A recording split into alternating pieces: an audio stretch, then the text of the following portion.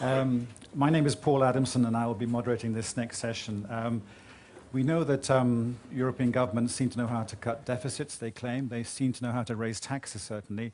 They seem to have less idea about how to create jobs, and I would commend the Commissioner for reminding governments now on a regular basis that more focus should be on job creation and social inclusion. And the Commissioner may seem rather like a quiet man, but in my view, his voice is being increasingly heard. We're lucky also that he can stay for a few more minutes, and along with Craig can be kind of unofficial addition to our distinguished panel. I would like to invite our panelists to join me on this lonely stage. Caroline, Nigel, and Akhtar, and James, if you wouldn't mind. Don't worry about it. I'm going to stand off or improvise here. Okay? So today then is about job creation, about employment, especially youth employment. Thank you. And a long-term strategy for that. So the questions we're all mulling over at the moment is, in this context of fueling the European economy, is how to create jobs, more importantly, how to get young people into the workplace, the role of ICT in that, is it an empowering mechanism? What scope is there for governments to work alongside industry, as the Commissioner just hinted, in tandem with, in collaboration with each other? And last but not least, a long-term vision, because some people have reservations, of course, about the potential short-term negative impact of the ICT world on job creation. But obviously, in a longer-term perspective, this sector has enormous contribution to make to job creation. So the idea is we'll have pretty short presentations for the simple reason we have very short space of time for this discussion, which is a great pity. And I will invite every speaker to have about up to 3 minutes, no more, unfortunately. I'll have to be very rude to cut them off if they go beyond that time. And the order of play will be as follows. I will ask Nigel Gibbons to go first, then Caroline, Akhtar first, then Caroline, then Nigel, and then James. Very briefly, I haven't got time to give their full CVs because time is pressing. Akhtar Bacha is the Senior Director of Microsoft Citizenship, a job description he can go into more detail when he speaks. Caroline Jenner is the CEO of Junior Achievement, a young enterprise. She's originally from Canada, which is one of the premier youth-serving organizations in this area, and very interesting indeed. Nigel Gibbons is the chair of Unitech, and also is retained as a security risk and Microsoft cloud specialist in a number of consultancies working across Europe. And last but not least, James Ellis, who's now into his 6th term as a distinguished member of the European Parliament, as a founding chair of the European Internet Foundation, and also, of course, one of the founding members and current chair of the Transatlantic Policy Network. So, ladies and gentlemen, you have up to 3 minutes to tell us your wisdom, and then we'll have time for discussion amongst you briefly, and then hopefully time also for discussion with the audience. I should, last but not least, before I give the floor to Akhtar, remind you that you can tweet us on using the hashtag ICT4Growth. ICT4Growth. It may be somewhere in your pack. Brilliant. There you go. So if you want to tweet us, feel free. Without further ado, over to you, sir. Thank you very much, and thank you very much, Commissioner Andor, for your great presentation. From Microsoft, ensuring that every individual in the world that so chooses to has the ability to get information training, information technology training, so that they can participate in this digital economy. And we've been doing this work over the last 8 years through our programs, where we've been working with over 1,000 plus nonprofit organizations around the world, setting up over 70,000 community technology centers, with over 190 million people having access to technology.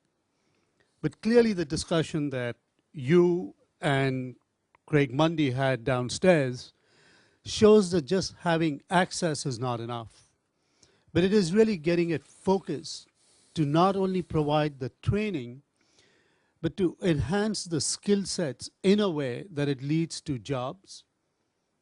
It leads to people going in for further training or the ability to start their own business. And the question then becomes, what role do companies play, and what role does the government or the commission play in this space? Let me just very quickly highlight some of the work that we are doing. You talked about CSR, and I run the company's CSR programs and our philanthropic investments around the world.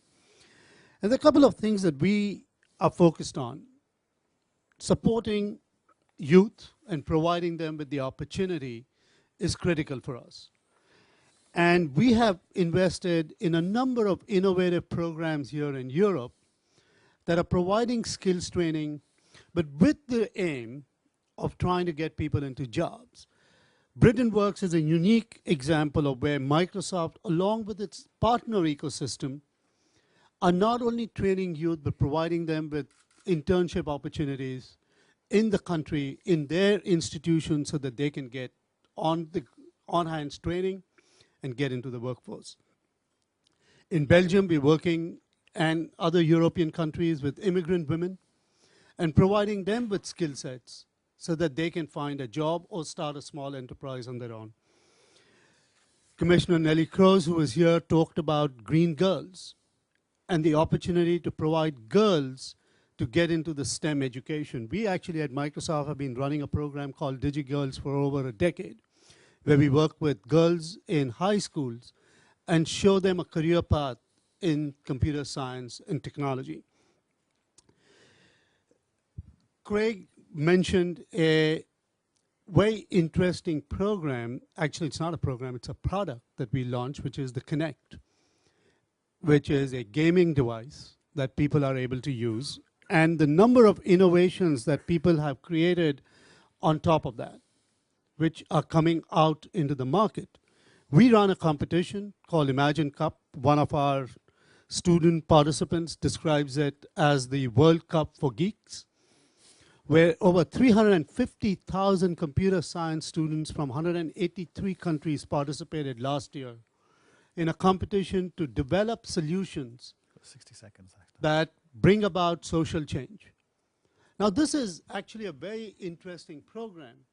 And to that, we added a new component to provide grants to certain organizations, certain student teams that can actually take the product to market. One of the winners, which we introduced 2 days ago in Davos, was a young man from Croatia who used the Kinect to develop a gaming program for kids with disabilities that can actually do the exercise at home, keep track of it, and work with their caseworkers to continue their growth in their own homes. And this is a product that he's going to take to market, and his team will land up employing a number of people. This is essentially what we are focused on. How can we take innovation and turn that into enterprise? Our BizSpark program supports 45,000 of these innovators, provides them with 3 years of technology support so that they can turn it into a business. So I think it requires a number of different initiatives that a company does that all ties together, along with the support that we get from the Commission and the government to make a difference. So I think your approach, we hope to continue to support that. Thank you. Thank you very much, Akhtar. Give the microphone to Caroline. We only have one microphone between us, which is good fun. So Caroline, do you share Akhtar's enthusiasm for the potential of ICT? Thank you very much. Junior Achievement Young Enterprise is working in the European space with about 3 million young people. And this is before the age of 18. So we're trying to enter into the school system, working with companies like Microsoft and others in order to change mindsets and attitudes before they enter the workforce, before they start thinking about higher education, before they get into trouble or make the wrong decisions. We're trying to work with them in order to help them develop a more entrepreneurial mindset in particular, and develop entrepreneurial skills, which we think make them more employable down the road.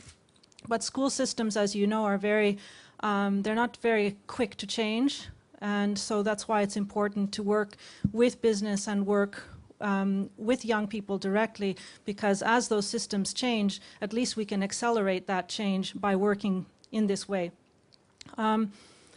There's two things we can do at that age.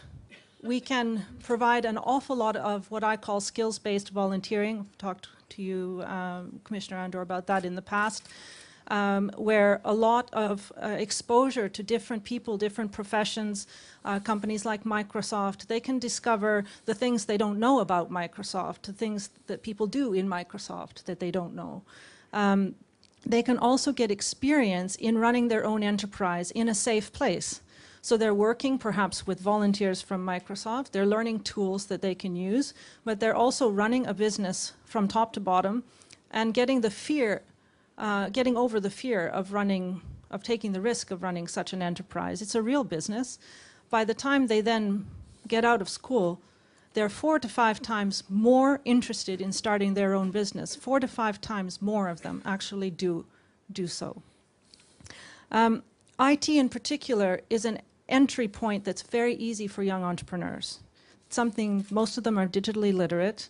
Most of them can move into a young business without too much capital requirement. We see a lot of them coming up with ICT-based businesses as their first enterprise. The other part of it is that when we interviewed business people, 76% of them said that education was a top priority for business education or for business to get engaged. Now, that means that they think there are a lot of shortcomings in education, otherwise they wouldn't feel that they needed to be so involved. But I think that one of the things they've mentioned is that volunteering, this kind of getting literally in touch with the students in classrooms or online, we're seeing a lot of online volunteering as well. This is a very, very good way to influence these youngsters and to help them along with the decisions they make. And the last point I'd like to make is that we have a very poor system of communicating competences. What a certificate is, it's nothing. So these young people have no experience yet, really. They might say, I was the ICT director in my mini company at school, but they are not necessarily going to be able to communicate the competences, what it is they actually have learned how to do. So what we're working on very hard now is, in a way, a system of students being able to communicate what they have learned how to do, a piece of paper or something that communicates better to future employees or employers what it is they can offer. I think that's a huge part of the opportunities initiative, perhaps. These are small practical things that we can do to change prospects for young people. Thank you. Thank you, Caroline. I have to cut you off, I'm afraid, for these time constraints. I pass the floor now to Nigel. Nigel, you're here as our SME, you're our small business guy. Tell us about the small business perspective on this in 3 minutes. I'd like to come at this not as a single small business. I sit on a board that represents a large body of ICT companies. It's the International Association of Microsoft Channel Partners. We're an international organization, and we surface much of Microsoft's business to the customer. Microsoft does 99.9%, I think, is the conventional term, of its business through its partners. And we have a rather intimate relationship, particularly with the SME sector.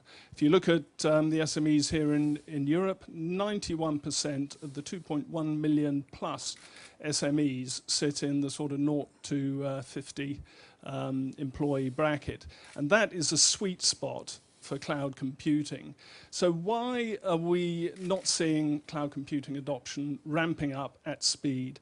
I point you to your handouts. The last page is full of wonderful research which is stating this is what can happen in terms of employment numbers, etc., but there's a gap. SMEs aren't responding. The confidence issues we've heard due to the volatility that has been introduced into the economy as a result of the financial sector's freewheeling isn't helping. The liquidity that's meant to be reaching these businesses isn't getting there. The banks seem to be hoovering that up quite nicely. And SMEs are not recruiting at the same level as their churning staff. So we're seeing a lack of incentive, confidence to employ and to commit, and we're seeing that natural churn, seeing numbers depressed. So we're seeing a struggle on the employment front. the interesting thing is that cloud does represent the biggest opportunity here. And it was uncanny coming in this morning to Brussels, despite the strike, the airport was working. The UN released their report, I saw it on the ticker tape, saying that we must look at doing business differently. That was their fundamental finding from a review of the current economic and environmental condition of our world. And I think that's perfectly timed for cloud. But how do we get SMEs to do this? SMEs are too busy, heads down, working hard, trying to make payroll at the end of the month. They're struggling getting the right skills in there. That's an overhead on them. We have identified through some groundwork that we've done, and we are working with the Commission on the prospect of a project to communicate this to the SME audience. We have identified that the balance sheets of many of these SMEs have a large amount of cash just sitting there tied up in infrastructure that should be leveraged in the cloud. They could free up over a 3-year period, we estimate between 2 and 5 billion euros across the community could be freed up. Nobody has to put their hands in their pockets for that. It's a natural investment evolution of these SMEs. Instead of putting the money into hardware, stuff that ties it up over a 3-year period, it can go into business growth. It can go into employment. It can go into these new areas.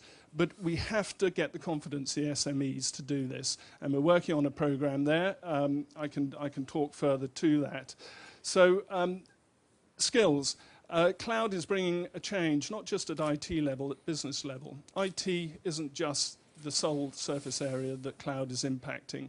It goes deep into businesses, how businesses operate, the agility, the mobility, the flexibility, the greater work-life balance that can be achieved at this level by adopting these new technologies.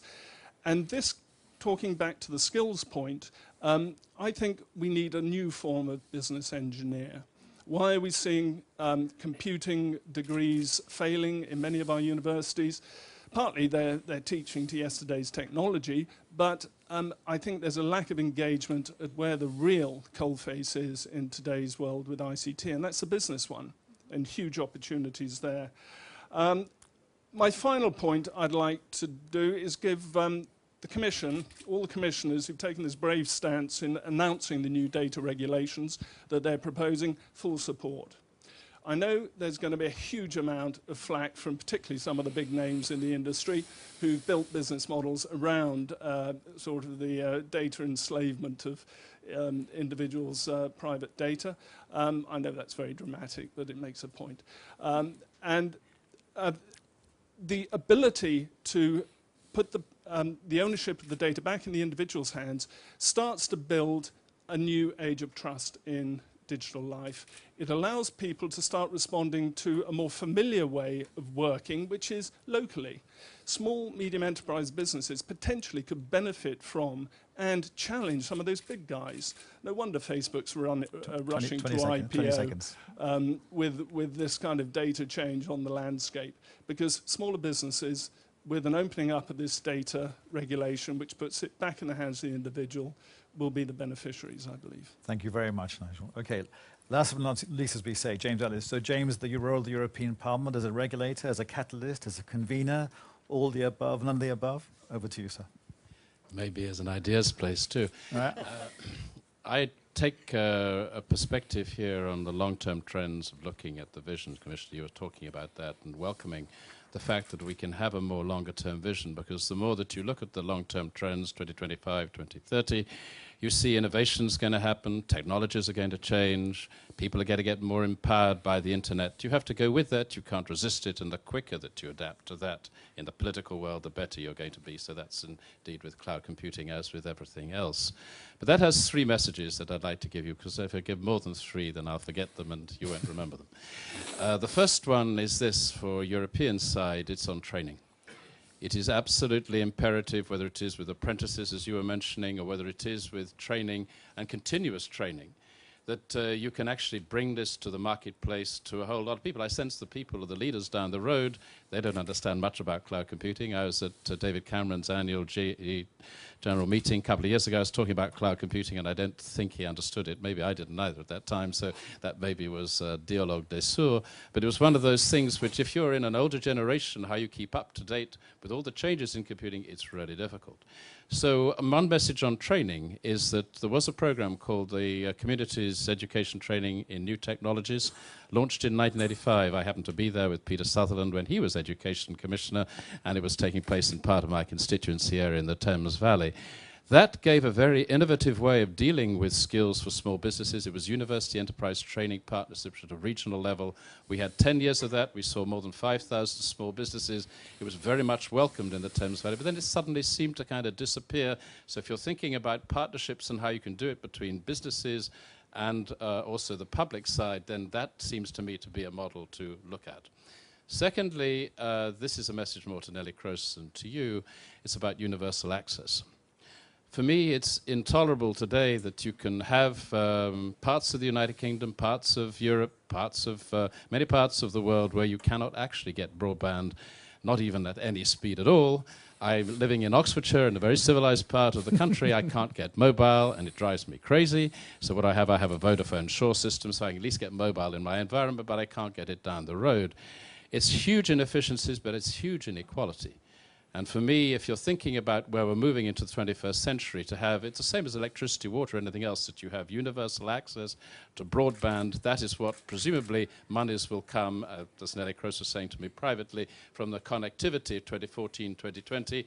Otherwise, in a place like the United Kingdom, you'll get it in Manchester, Leeds, London, but you won't get it in other parts of the country, which small businesses really need. And the last point is a transatlantic one. We have, at this stage, a regeneration opportunity to feed into a growth and jobs initiative, which is being taken very seriously by Obama, by Barroso, and everybody else. Digital isn't mentioned in this, and yet if you're thinking about jobs and growth, it would seem to me that digital needs to be a part of that agenda, and particularly cloud computing, because it would be a tragedy if you saw a European system and an American system, when actually what you need is a global one. Thank you very much indeed, James. You can keep that for a second if you wouldn't mind.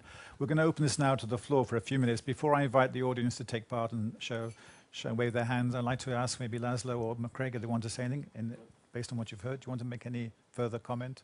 No, fine. Excellent. It leaves more time for the audience. We have about 6 minutes, would you believe, maximum for any discussion. Who wants to raise a point, ask a question to our panel? Don't be afraid. Sorry? Pretend it's the second question. Thank you, sir. Whoever you are, wait for the microphone and give your name, please, and your organisation. And if your question is addressed to one person on the panel in particular, make that clear as well. Thank you. Hello. My name is Ian Clifford. I'm from Telecentre Europe. Why do you stand maybe so we can see you? It's easy as well. Thank you. Thank you, Ian. I'd like to thank the panel for quite an interesting set of perspectives. My organisation runs networks of telecentres, places where you can go to get support and help using a computer across Europe. And we're developing products and we're running campaigns in the coming months that will help people get online and also target young people to learn about technology in respect to employability. And I just wonder if the panel and Commissioner have a view on the best way to try and engage other stakeholders in this sphere, and how we can try and capitalise upon the grassroots movement that we have, and how we can try and engage other stakeholders and engage the Commission to really try and maximise the impact of campaigns. We've got a campaign coming called Get Online Week and a product called Skillage. Okay. So how can we maximise that? Right, who wants to answer that from the panel before I ask Laszlo as well maybe to answer? No? I think there is a connection between what we heard last from the panel and this question, the concept of broadband for all, and the importance of the digital inclusion, what concerns business, but also what concerns citizens in general. So it's very much in the focus for us, the connecting point between smart growth and inclusive growth, if I want to connect the two sides of the Europe 2020 agenda. So we work together on this with Nelly Kroes and see how also by budgetary means the European Commission can support this in the next cycle. So this is very much in the making now. Our employment package, I referred to this, points to ICT as a growth area. And I'm also doing my fair share for the transatlantic cooperation, going to the US on Wednesday, and bringing all these issues as well, including the youth dimension, to our US partners, including in the United Nations. Thank you. Anyone in the panel wants to ask? 30 seconds. I think one point I would make is to distinguish between the efforts that we spent around the digitally literate and making people digitally competent versus digitally productive. And how can we actually think about that distinction? So as we are building universal access, to not just think about competency, but also to think about productivity. Thank you very much. We have time for one more question. We're already over time. Anybody else in the audience wants to raise a point before I bring this to a close? You say, yes. Perfect placement, by the way. It's not so much a question, but just a voice of support. Could you give your name, please? Yeah, so my name is Sergei Koperdak. I'm the head of unit for youth policy at DG Education and Culture. Right. We're the DG that recently proposed a 19.5 billion euro proposal for Erasmus for All, which will incorporate mobility in terms of formal and non-formal education. I just want to reaffirm a lot of things the panelists said. I very much agree with the skills-based volunteering. That's something we're increasingly focusing on. Creative skills, enabling imaginations. We have the Danish presidency right now. We're going to have a youth conference in Soro near Copenhagen, which will focus on young people and creativity. So a lot of these things that you're talking about, and again, it's a voice of support, are things that we at the Youth Policy Unit very much support and look forward to seeing more of your interaction and activities in this area. Well, thank you very much. I think I'm going to draw this to a close now, I'm afraid, because one of the very good things about these kind of events, it at least brings people together and people can network and find out each other's who they are and what their jobs are and how they can help each other with things obviously a kind of a recurring theme on these occasions. If I may, Craig, on your behalf, in his absence, thank Commissioner Andor for coming and for making all this time available to talk to us. And could I ask you please to show a round of applause for our 4 distinguished panelists.